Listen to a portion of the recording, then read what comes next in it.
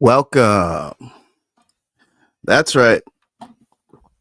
We're back for another episode of One More Round Fights. I'm your host, Gaff.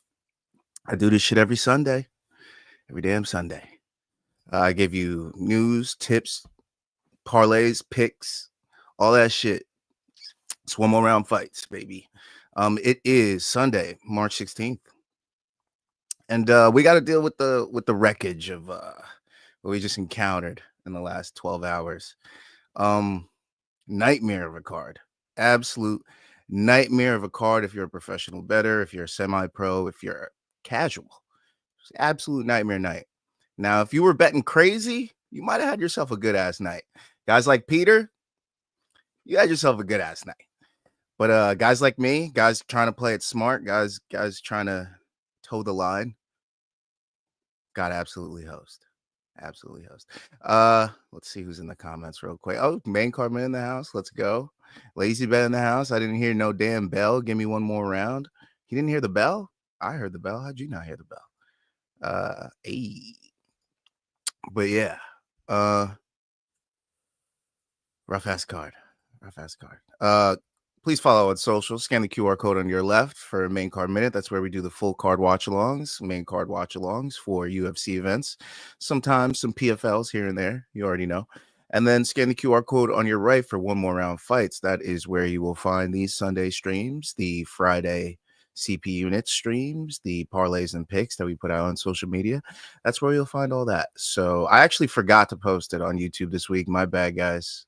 I'm glad I didn't, though, because it fucking lost. So yeah, I forgot to post it and it lost anyways. I only posted it on Instagram because I was all over the place. But yeah, and don't forget to follow on social. Speaking of the Instagram, One More Round Fights everywhere except for X. It is One More Round F8. That kind of still spells One More Round Fight. It's just with an E in there. Just saying. That's why I did that. F8 fight. Yeah, I was trying to be smart. Probably look stupid. Whatever. But anyway, send your wins in at one more round fights at gmail.com. That's one more round fights at gmail.com if you did happen to win.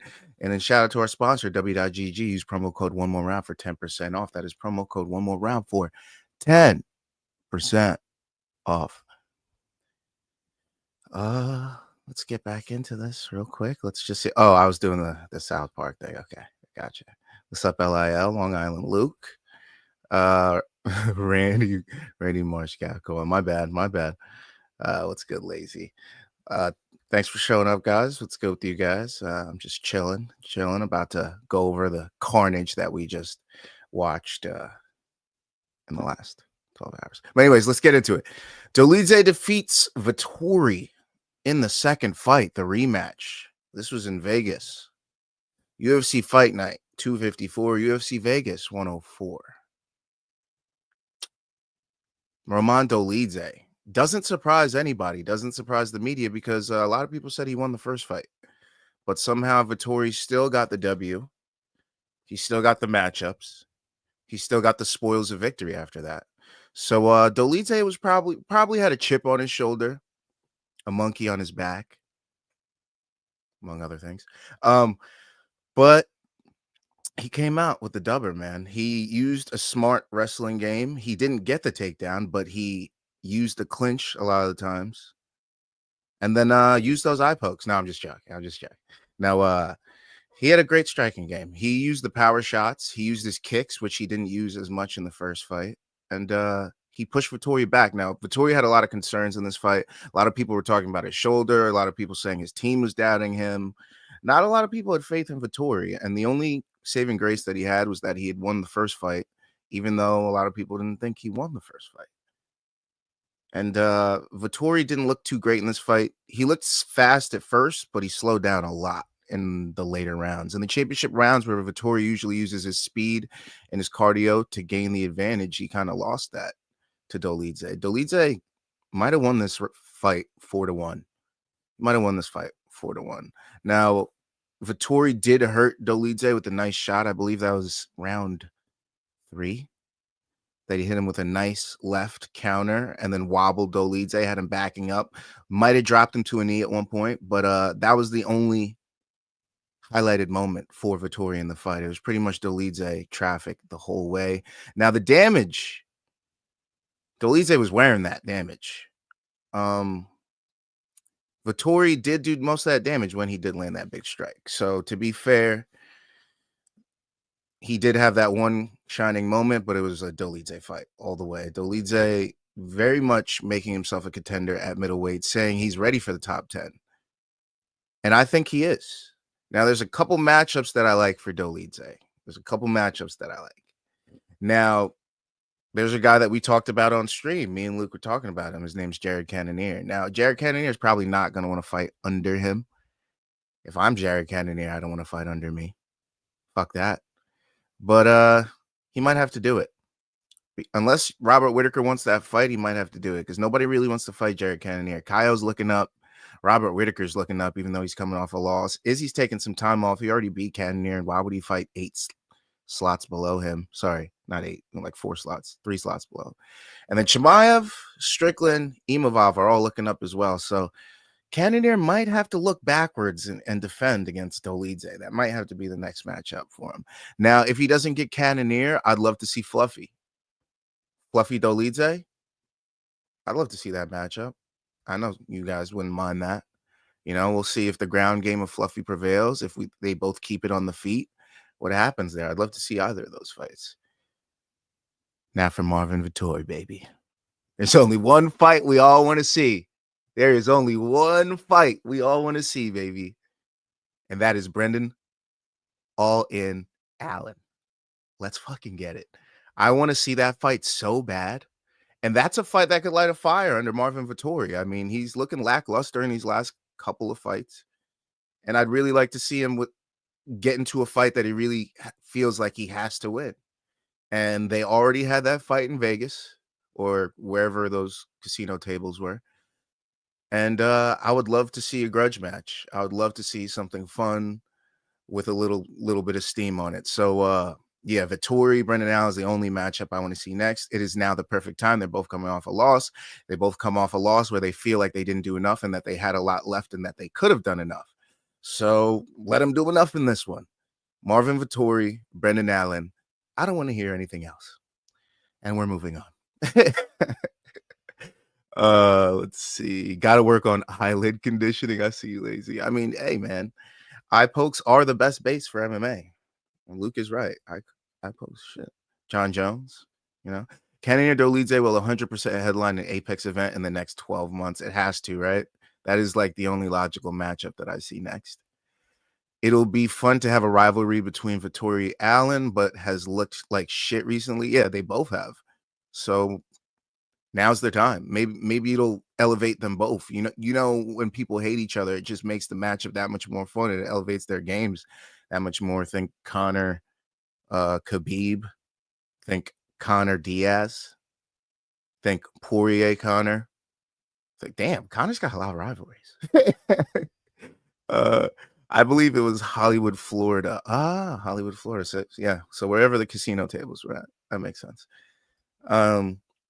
Allen's biggest win in 6 months was on the casino floor. Hey, and do they make the billing Vettori Allen 2, or do they keep it as the first matchup? That'll be fun to see as well. Moving on.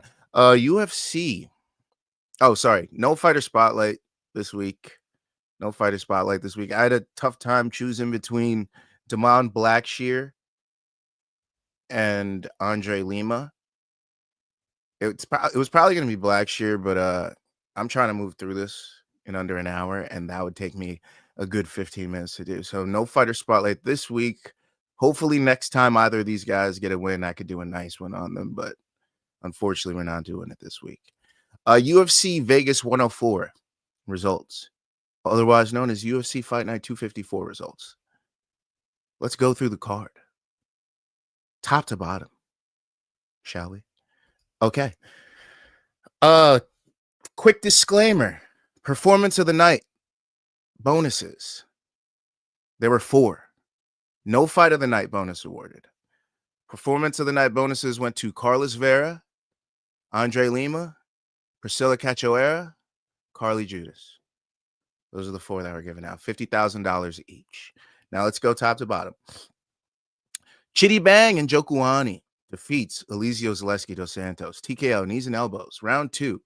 2 minutes and 19 seconds. Chitty motherfucking Bang. I should have seen it coming, man. I'm always a Chitty guy. And for some reason, something told me to go with Easy Diaz. And yeah, I paid the price. Chitty Bang gets a nice knee off the clinch, crumbles Dos Santos, lands a couple elbows and punches over him on top, ends the fight, man. Chitty looks so great at welterweight. He had missed weight by 1.25 pounds.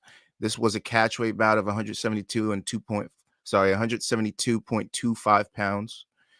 So we're going to have to see how he fares at welterweight. Maybe this was a one-time miss, but he is a very big guy for welterweight.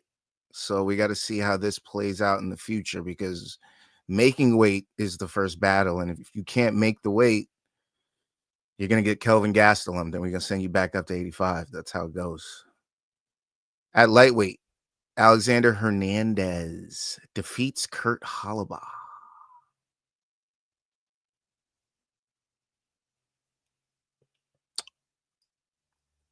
I'm not going to say too much about this fight. Out of respect to both fighters. Very interesting scorecards here. 30-27 is very interesting. 29-28 for 2 of the judges, which I can agree with. I can see it that way. But that 30-27, a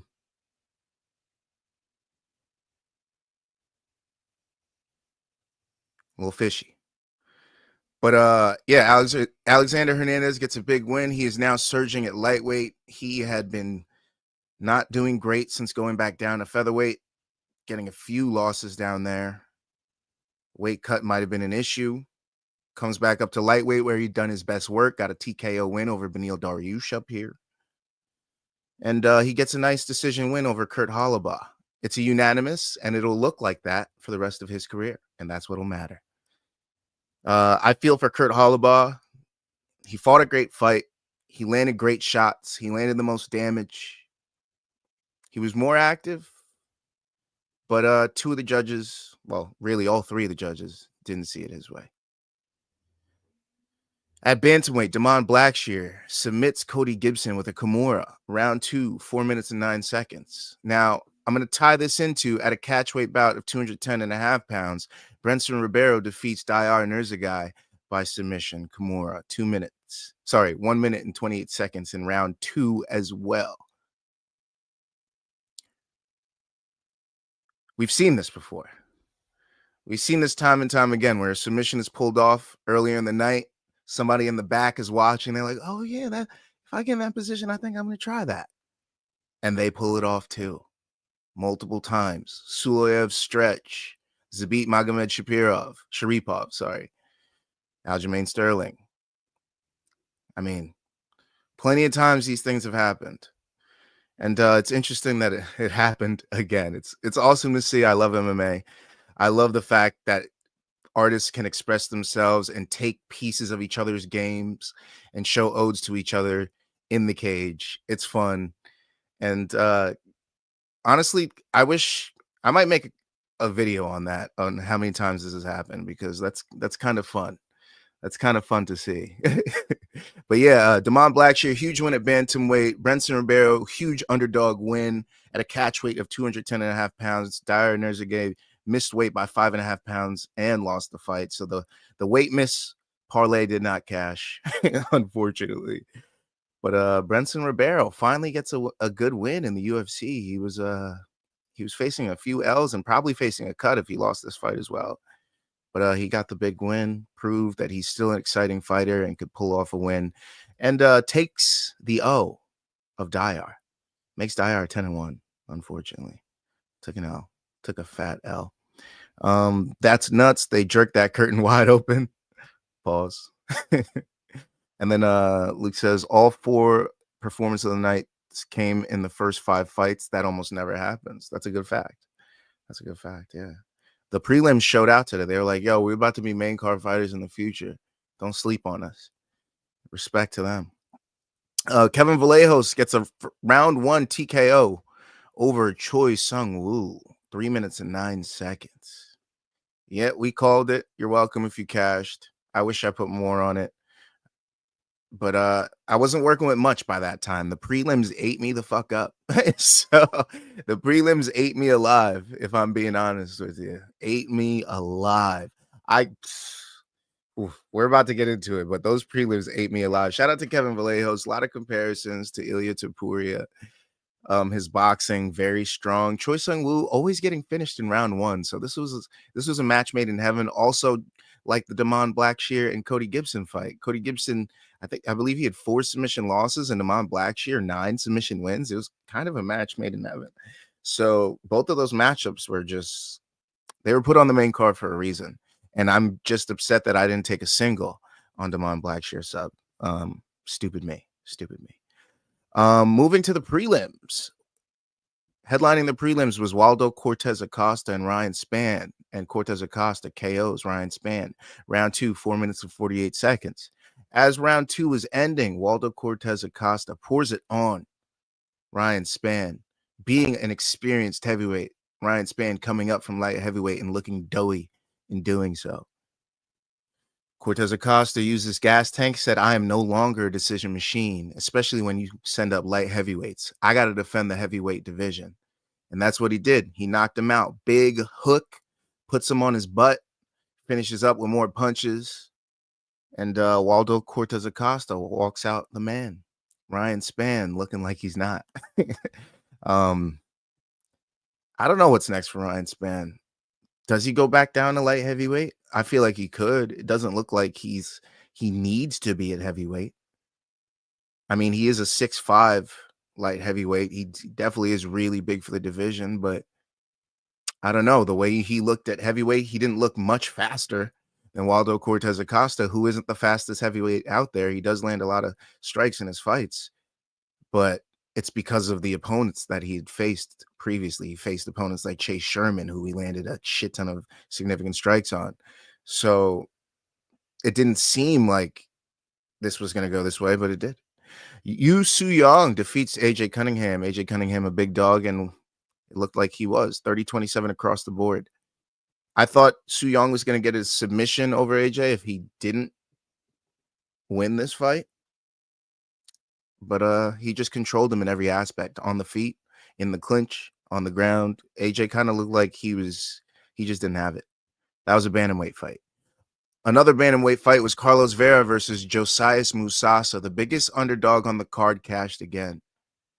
I want to do a little cut down on that by the end of the year too. That would be cool to look back on who are the biggest underdogs and how they. That's too much research though. You got to look at the prices they were at. Oh my god, let's leave that to Luke. Luke, you want to do that one? I don't want to do that one, bro. This was a submission, rear naked choke, round 1, 3 minutes and 16 seconds. This was a crazy fight. Now, well, God bless me. Masuka. Why did I say Masuka? That's from fucking Dexter. Why did I say that? Musasa was expected to get the knockout in round 1 here. African fighter, big hands, heavy hands. They were talking about his bone structure being heavy, almost like a Pajeda. They were already creating this lore about him on the broadcast. And Carlos Vera came in here with his Taekwondo striking. That's right, Taekwondo. As you know, I'm a Taekwondo practitioner, or I was in the past. So big respect to Carlos Vera. I wish I took a bet on him. I did not. But he uses Taekwondo striking to get out of the way. Didn't look great doing it, but he still did it. He got hurt once, got back to his feet, landed a spinning wheel kick, dropped Musasa, or like a spinning back kick, dropped Musasa. Instead of landing more strikes, he jumps right on that neck. Rear naked, Musasa defends the first, peels the hand off. He adjusts his choke. And it was over, man. It was over. Carlos Vera's submission. What a big win for Carlos Vera. He is making waves at bantamweight, showing people he's not a pushover. This is the second fight that he's proved to us that he's supposed to go in there and lose to a guy. And he says, nah, bro, I'm here to get a dubber. Shout out to Carlos Vera. Big freaking win. Turns back another, I don't want to say fraud. Let's say he turns back another rookie in the game. It wasn't a good week for rookies. Not a good weekend for rookies. Not in the UFC, not in F1. It wasn't a good weekend for the rookies. Sam Hughes gets a big win over Stephanie Luciano, another rookie, taking an L this weekend. Well, she's more of like a sophomore. But Sam Hughes uses her Fortis grappling and grit under Saif Saud and gets a split decision win, 29-28, 28-29, 29-27. You guys know how I feel about 10-8s and a 29-27 in a round 2 where she only started beating her up halfway through the round when it was pretty much a Luciano first half of round 2. It was an interesting scorecard for me. I wonder if Sal was judging that fight. But yeah, Sam Hughes deservedly gets the win. She did win that fight. She used her wrestling. She used her grit. Luciano was doing good in round 3. She definitely lost round 2. She pretty much lost round 1. There's a chance that she won round 1. But yeah, it was a murky fight. I'm not gonna lie to you, but I think Sam Hughes did win. If we judge this in 1 rules, I would say Sam Hughes won the fight. If these were 1 rules where you judge the fight on its entirety rather than a round by round basis, Sam Hughes won that fight. So I'm okay with her winning that at women's strawweight. At flyweight, Andre Lima shows the complete game. Defeats Daniel Barras, submission, rear naked choke, round 3, 3 minutes and 5 seconds. Hits the over 2.5, gets the submission win, goes from a brown belt to a black belt, and stays undefeated. Andre Lima, complete package at flyweight. Excited to see what he does next. He showed his striking off, piecing up Daniel Barras, as Michael Bisping would say.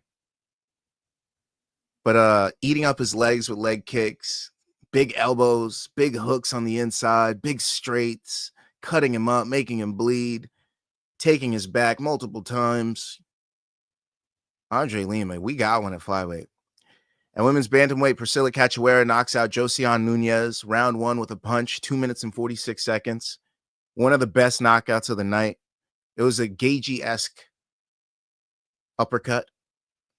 Controlling the back of the head, hits that uppercut, drops her, fight over, sends her to the shadow realm. Priscilla Cachoeira shows she still got it at women's bantamweight. And at women's flyweight, Carly Judas knocks out Eunice Debin. TKO, head kick and punches, round 1, minute and 40 seconds. Both of those KOs, go back and watch them. Please go back and watch them if you haven't. They're so good. They're so good. Shout out to the ladies this weekend. They all showed out. Carly, Priscilla, Sam, all showed out. All the ladies. I think the ladies won the weekend. Low key, the ladies won the weekend. I mean, half the performance bonuses went to them. I'm just upset Sam Hughes didn't get something, but maybe she got a little Uncle Dana gift in the back. Who knows? Because she had a great story to tell. So also a great story for Priscilla Cachoeira. She wants to take that bonus and open up a addiction center. So that's nice. That's an awesome cause. So great to see someone like her get a nice victory and a performance win. And that completes my coverage of the UFC Fight Night Vegas 104/254. All that shit. Yeah, whatever. Blah, blah, blah. Let's go through these comments. Waldo versus Shamil Gaziev is a fight night main event waiting to happen. Ugh. I don't want that though. It'll be funner now that I could see what Waldo Cortez Acosta thinks he can do. Kevin looked special specifically, but I'd like to see him tested with some experience next time. Yeah, he's already calling for Gene Silva. Calm down, my boy. Calm down, Kevin Vallejos. Calm down, my boy. We're talking Gene Lord Silva right now. He's gotten better since you last fought him. Calm down, my boy. Let's get you some Charles Jourdains in there first, okay? Is Jourdain ranked? Did I accidentally say a ranked opponent? He's not. All right, yeah. Let's get him some Charles Jourdains first, okay? Let's get him some of those before we march you up to Gene Lord Silva. Calm the fuck down. Luke laughing. Bless you. Thank you, sir, from that sneeze a while back. I had the idea and gave up on the idea in a 10-second span. Classic stoner. That's me, baby. That's me.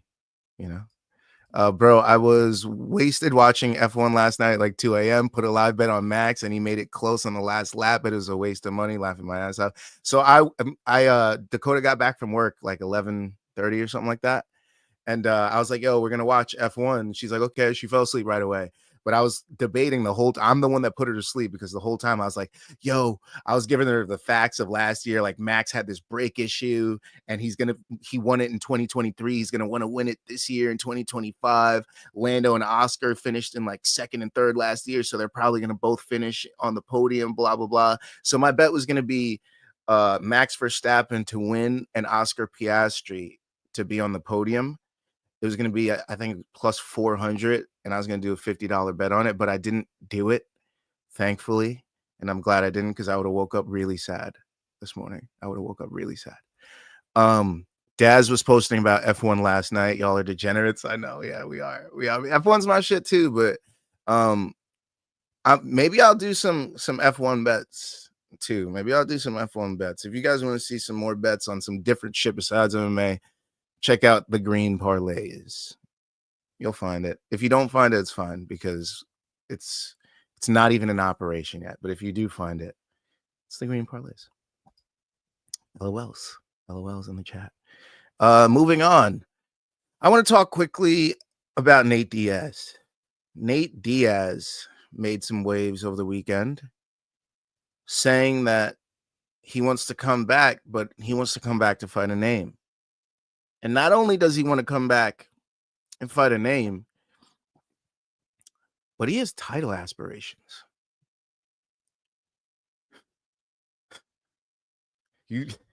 Diaz lifer here.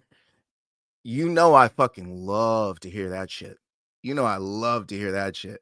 You know I love to hear that shit, especially in a time, no offense to the champions that we have, but especially in a time that we have the least amount of excitement, traction in our championship fights, and a champion in which we don't completely see Nate Diaz getting mauled and unanimous decisioned. There's a world where Diaz could be in a title fight against any of the top three at welterweight, and it wouldn't be too crazy of a fight. Nate Diaz, Leon Edwards. We've seen that. Made it interesting, didn't he? Almost TKO'd him at the end of that. Nate Diaz, Bilal Muhammad. If you want to give him Bilal Muhammad a money fight, if he beats Jack Della Maddalena and you want to give him a money fight, how does Nate Diaz not sound like a perfect matchup for him? Either way, you get a win. Nate Diaz finally gets his belt. Bilal Muhammad creates more legitimacy at welterweight. Either way. Kamaru Usman was calling for Nick Diaz fights back in the day. I'd love to see that fight. Even an Ian Machado Gary fight against Diaz. I'd love to see that. There's so many options here. Now, to march him back into that high of a spot after just winning over Tony Ferguson, I get everyone's apprehension. I get that. But again, let me walk you back to my point earlier, that we're at a time where we don't have a lot of stars or a lot of traction or a lot of excitement with our belts right now. We have champions that don't get finishes. I'm not naming names, but we have champions that don't get finishes. We don't have a lot of stars right now. We may have just lost another. Now is a perfect time to reinsert a Diaz. A Diaz injection would be perfect right now. And I'm all for it. And I'll leave it at that.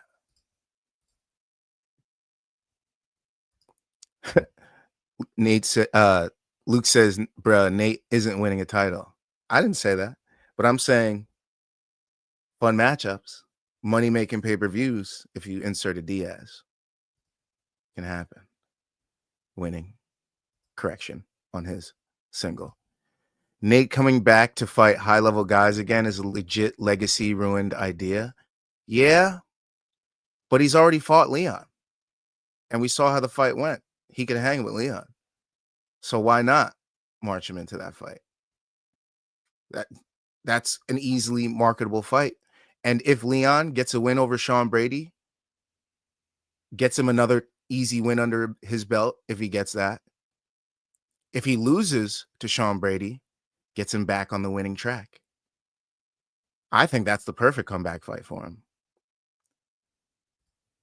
LazyBed says, bring him back to fight Cowboy, International Fight Week. Yo, let's talk about Cowboy real quick. Wasn't he just on steroids and bragging about it? And now we're just going to let him come back to competition and fight after all those gains off the steroids? Aren't we bending the rules a little crazily here?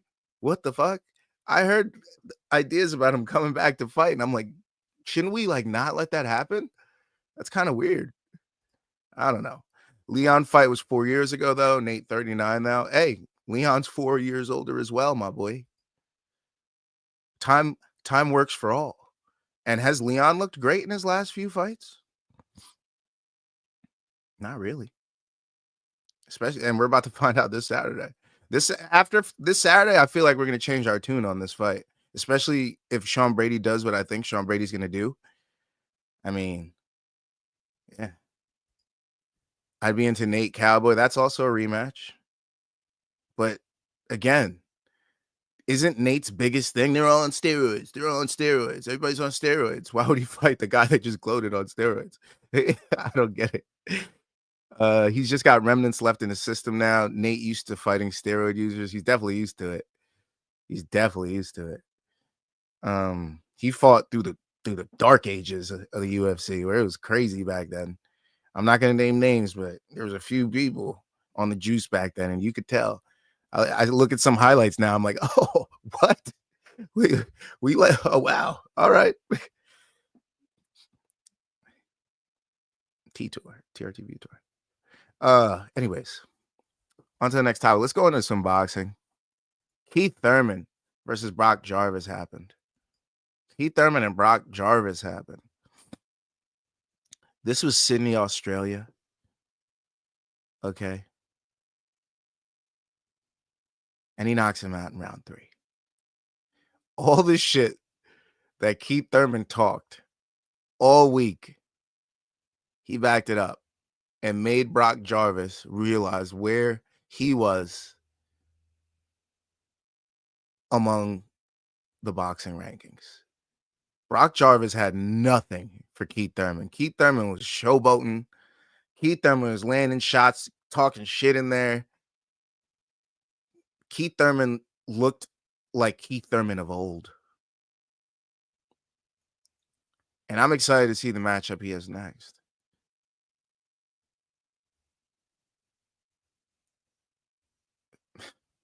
Keith Thurman got a big win in Sydney, Australia. That's all I got to say. Shit. Otherwise on the card, Michael Zarafa defeated Besser A by TKO in round 7. Mateo Tapa defeats Sergey Borvev by TKO in round 5.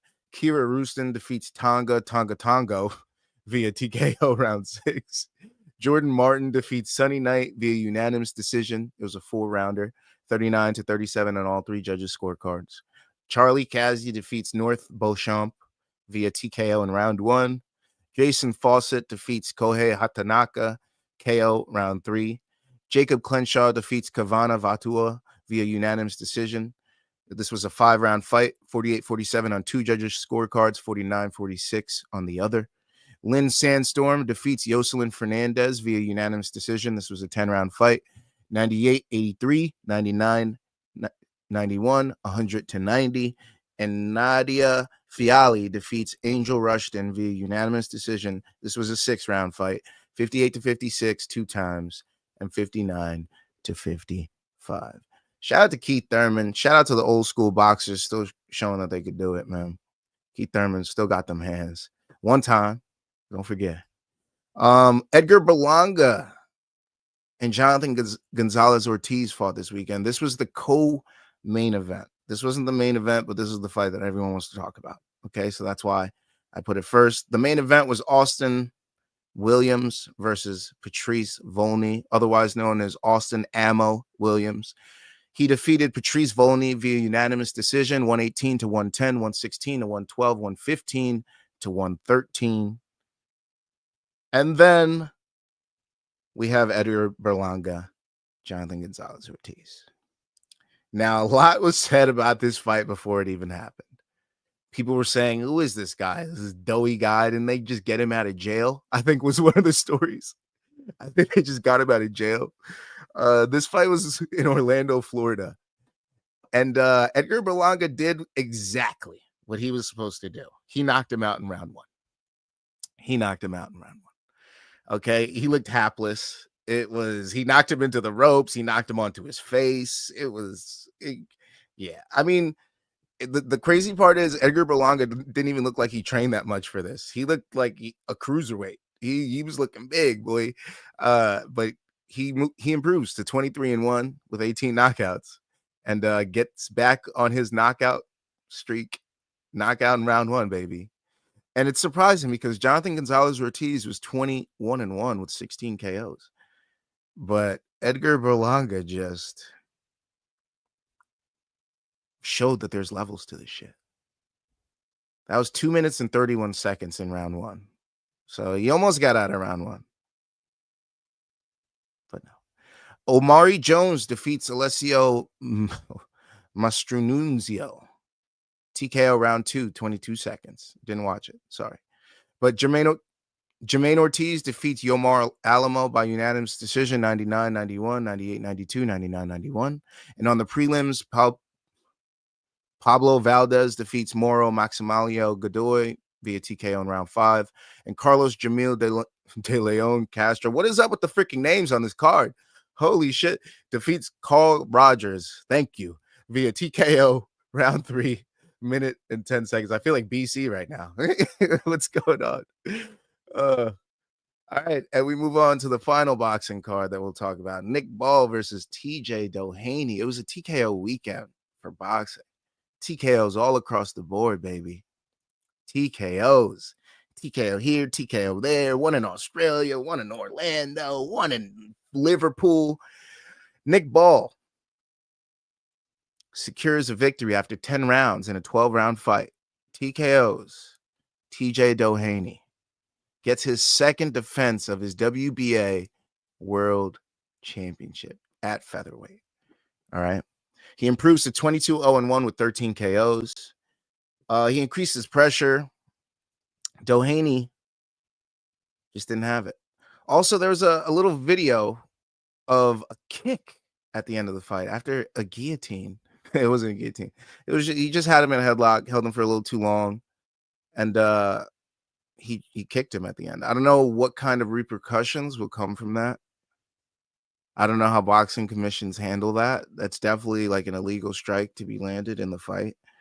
I don't know if that's just a fine. I don't know if that's a suspension. I don't know what that is.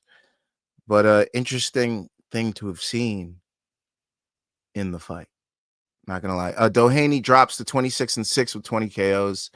A quote from Nick Ball: "I took my time and doing what I have been doing and working on in the gym. I can box, and I showed that. I felt him getting tired with the pace I was setting. He says he wasn't seriously threatened, and he feels like his next fight could be more competitive. Now, Frank Warren wants Ball to face Naoya Inoue. Yes. And they want that fight to happen this year. So I'm excited for that. That'll be a world junior featherweight fight. As we already know, Inoue has a fight on May 4th. He has a matchup against Ramon Cardenas in Las Vegas. This will be his U.S.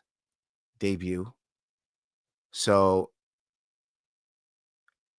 that if that goes well, as we expect it to go well, we can make this fight next. So a Nick Ball versus Naoya Inoue fight at featherweight would be awesome to see.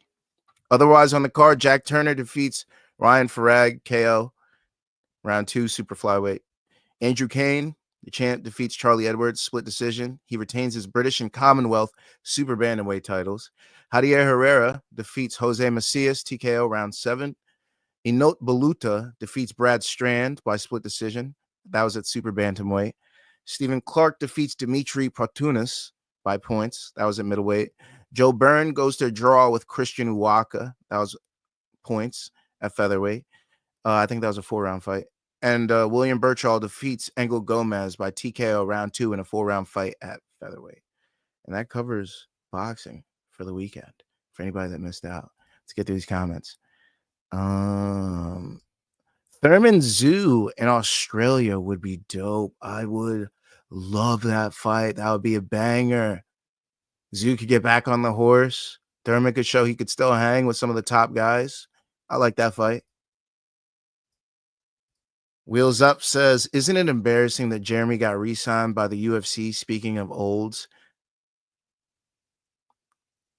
Not embarrassing because of what he was doing outside of the UFC, but it is very telling of the UFC. The fact that they're going to a card in a region that he's from and just kind of rash sign him to a short notice fight there. I believe it's short notice anyways. It's, yeah, I wouldn't say embarrassing, but it's great for him because if he does get a win, I mean, sky's the limit because they like names. They like names, and he's the type of guy that his power could change any fight. I mean, with a big win, and if he does fight at featherweight, they could reasonably give him a matchup like Josh Emmett with a big win, with a big KO comeback win. So I wouldn't say embarrassing, but it definitely shows where the UFC's at as opposed to where they could have been and the heights that they have been in the past. Main Card Minute says it's embarrassing for BKFC for sure. They let their champ walk away, yeah. But it makes sense from the UFC to have a hometown vet on the card. Sorry, can always cut him with a loss. Yeah, my sentiments exactly. Yeah, BKFC, big miss there. They're losing a lot of their stars. Didn't Mike Perry just leave for something else? Yeah, I love their product. I love what they're doing, but what's happening? What's happening? Main Card Minute live in my hands off. Lazy Bed says about to do lemonade THC shot and TKO myself. I mean, that's what Sundays are for, right? Is it a star problem issue at the very least? It is a star problem issue at the very least. Yeah, that's what I'm saying. So we got to insert some new life back into the UFC. And if it's old vets coming back like Jeremy Stevens, like Nate Diaz, like, you know, like any of the old guys we have coming back, John Jones coming back to fight Aspinall, one last fight. If it's any of those, I mean, we got to do what we got to do because, I mean, Valentina's a star, but she doesn't fight that often anymore. Once or twice a year. Wei Lee, once or twice a year. You know, we don't have a bantamweight champ that's popular at the moment. No offense to Juliana, but a lot of people don't think she deserved that title win. And they expect Kayla Harrison to take it from her. Maybe Kayla Harrison will be a budding star. Magomed Ankalaev could be a star in Russia. I could see that happening. Dricus, African star. Bilal Muhammad, star in the Middle East. It's possible, as is Islam Makhachev, but the stratosphere that we're talking about isn't where these guys are at. We need somebody to get him to break through. We're talking about Connor level stuff. That's why why Pereira was so touted. That's why Adesanya was so touted. That's why Ilya Topuria is so touted, and why they want to advance him so quickly and give him these big matchups so early. I mean, there's a reason. Sean O'Malley was on a skyrocket before Merab chopped that tree down. You know, it's a time where we need to build stars, and we don't have them right now, and we're trying, but even our young guys are getting cut down. Peyton Talbot. I mean, this guy's getting Frank Ocean features, and Peyton Talbot just got cut down by Juani Bocelos. So we have a star problem. Yes, we do, for sure. Lazy Bed, I think the Stevens signing is a one-off, so Lil Heathen can call an end to his MMA career in his hometown under the UFC banner. That is a great call. Now, will it be a win? Because I want to be on the right side of the money there. But that is a great point. Yeah, this probably is a one-off. And he probably got a nice chunk of money for it. He definitely got a six-figure bone. He definitely got a six-figure signing for that. Absolutely no fucking doubt about it. Now, is it 150K? Is it 200K? I don't know. Not retirement, but retirement from MMA. I agree. Yeah, not retirement, but retirement from MMA, because he's still got a lot left in those hands. BKFC is an option. Always. Karate combat's an option. His hands could do all the work. You don't even need to kick in karate combat. So, yeah, also true. Also true. I could see that unless he gets a nice finish, and then I could see them giving him another fight. That's why Lazy said also true. What happened is Conor became BKFC's mouthpiece ever since the brand got toxic. Yeah, it has changed a bit since his presence. Favorite dog on the UFC London main card: Leon, Yan, Holland, Molly, Wood. My favorite dog would be Yan because it's so fat at plus 185, and Carlos hasn't really fought somebody that's going to take him down and keep him there like Yan.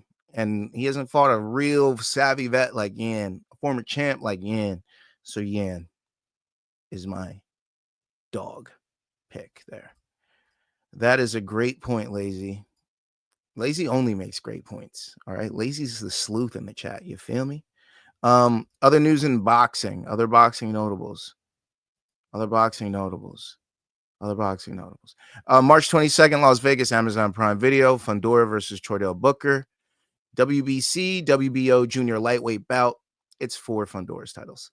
Elijah Garcia versus Terrell Gaucher also on the card at middleweight. And Jesus Alejandro Ramos Jr. taking on Kevin Salgado.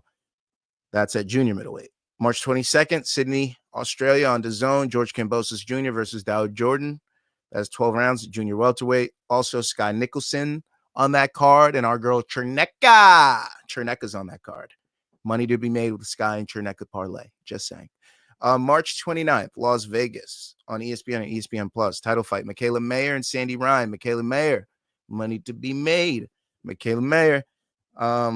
Mayer's WBO welterweight title on the line. A bout with Lauren Price should be set up if Michaela Mayer wins this fight. Michaela Mayer had lost to Lauren Price's opponent. So Michaela Mayer should be facing her next if she wins. March 29th in Cancun, Mexico on DAZN. William Zepeda versus Tevin Farmer for Zepeda's WBC interim lightweight title. And then we'll go over April and May in the future. All right. That's enough of boxing. We've been on boxing for a while now. Check these comments real quick. Good card to make some money. What was that? Cheers. Those are beers. Cheers. Chernecka.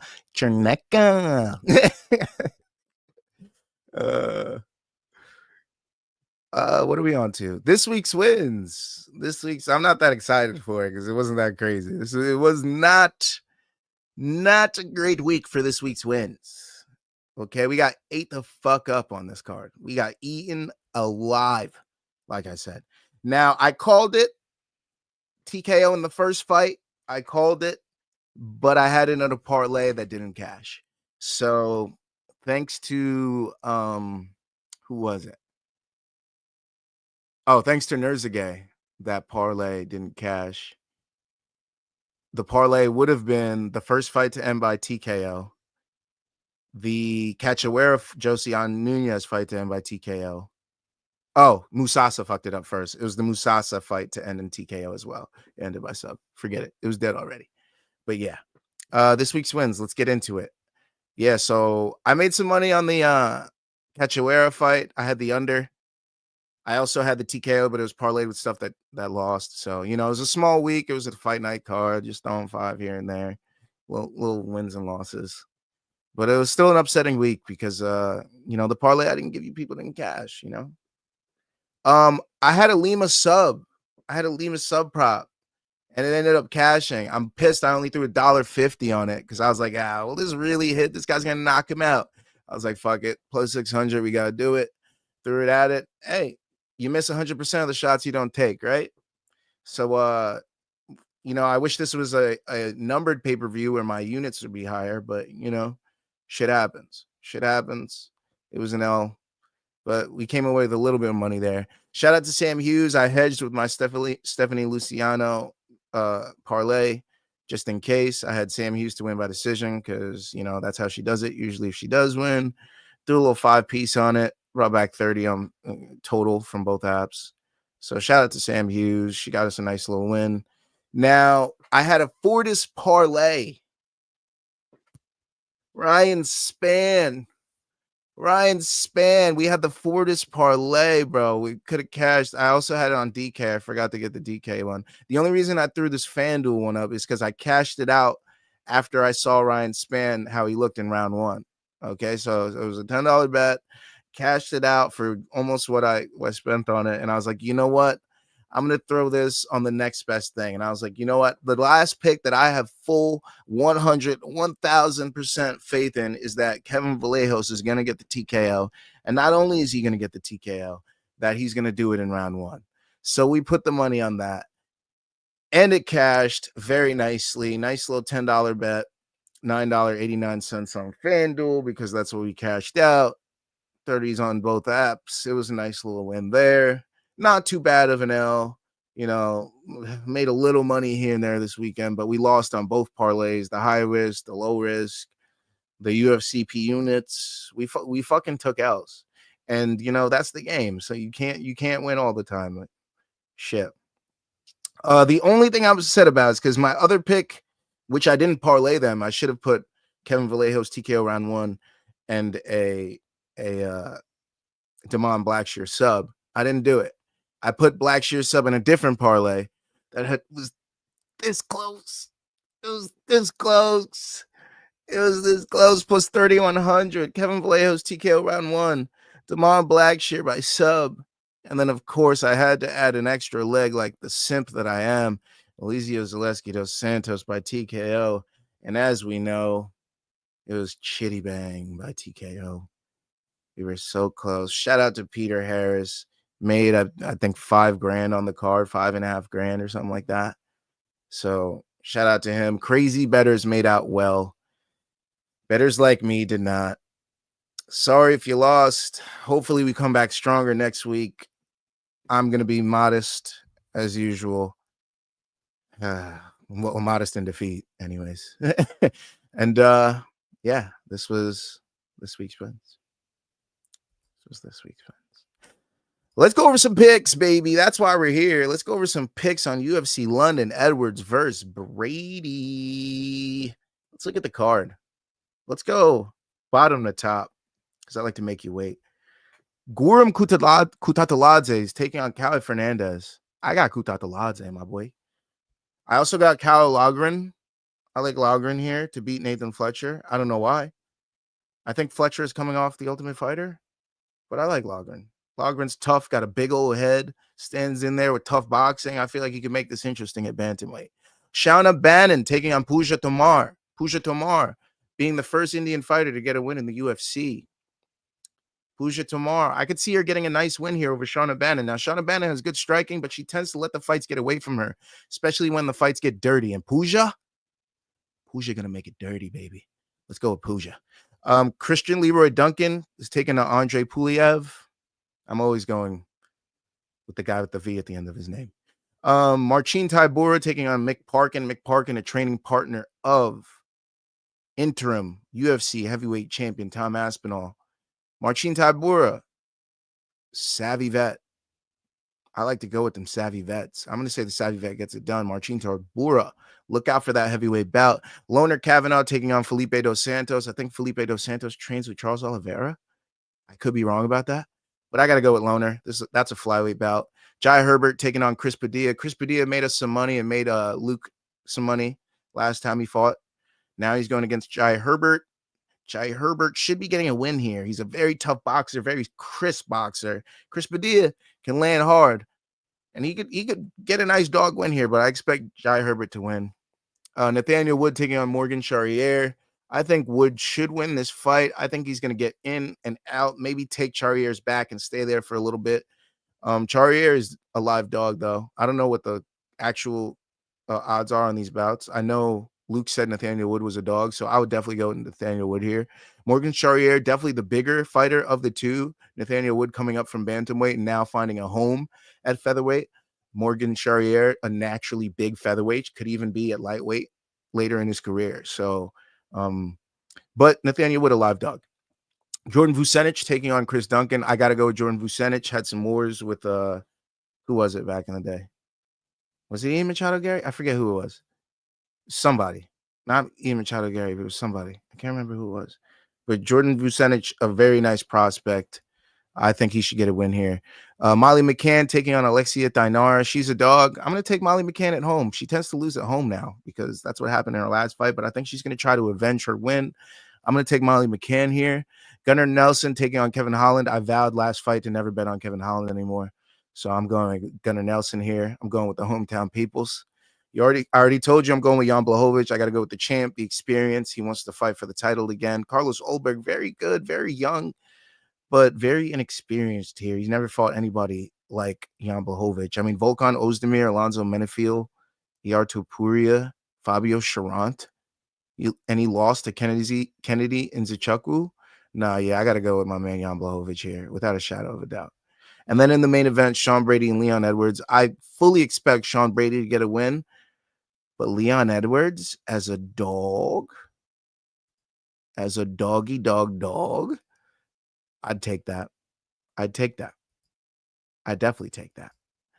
What did Luke say? Let me go back to Luke's comment before. He said Leon at plus 125. Might have to take that. Yan at plus 185. Might have to take that. Holland at plus 125. Got to stay away. I think I'm taking Gunnar Nelson at minus 140. Whatever, 145. Molly McCann at plus 170. Might as well. She's fighting basically in her backyard. So it's London. It's not Liverpool, but it's London. So I'll take it. And Nathaniel Wood, plus 140. I'm taking that. I'm taking that as well. Let's see. Did y'all see that Molly got a new opponent for next weekend? I did not see that. So it's not Alexia Thanar, whatever, debutante. She's now getting a debutante. So I definitely expect her to get a win now. Yeah, is she good? Molly went from being a big favorite to a decent dog. She must be good, I guess. No clue, but if you go by her hairstyle, must be a badass. Okay. Excited to see that. Yeah, I got to watch her Contender Series fight and see what's up. Yeah, I got to do some research this week too. She's got that Mad Max hair. Oh shit. Me and my girl want to watch the Mad Max saga because what's her name? The girl that's in the Gorge and Mad Max, and I think she was in what else is she in? Whatever that chess show was. A lot of people say my girlfriend looks like her. So we want to watch all those movies. We watched that one movie with her. It was like some weird New York movie where she was like in like some room that like morphed and shit. I forget what it was. I was real high watching it. This is gonna be a good week. I'm looking at the card now. What is the dog? It better be a good week, bro. I've had so many bad weeks. I need a good week coming. Is it a 7 p.m. prelims, 10 p.m. main card? No idea. 1 p.m. Eastern prelims, 4 p.m. Eastern main card. Oofers. Oh, fuck yeah. Yeah, that's why we're doing the whole card. Paul Hughes. I love Brady. Tool up, Edwards. That's so perfect. Have the night wide open. Big ups. I actually like Holland against Gunny. No, I'm not putting my money on Holland. If anything, I'll take the under. You have the correct girl. It's Alexia. Okay, good. No, it is. I was late on the replacement. Gotcha. All right. Yeah, and that's it. That does it for me this show, y'all. I'm getting the fuck out of here. I'm gonna place a bet on maybe Cavaliers, Magic, probably not Sixers, Mavericks. That's probably a good money game to make money on. Maybe I'll post it to the green parlays. But besides that, you know, solid week. Don't forget to follow on social, scan the QR codes below. Don't forget to like the stream. Don't forget to get us to 300 subs. I think I'm still at like 298 or some shit. Get us to 300. Please like and sub. Main card minute. One more round fight. Scan them QR codes below. It'll take you to both channels. Don't forget. Please don't forget. Please don't forget. Don't forget the handles. Follow on social. One more round fights everywhere except for on X. It is one more round F8. Okay. Send your wins in to one more round fights at gmail.com. I know there won't be any this week. I didn't even check. Sponsors, hit me up.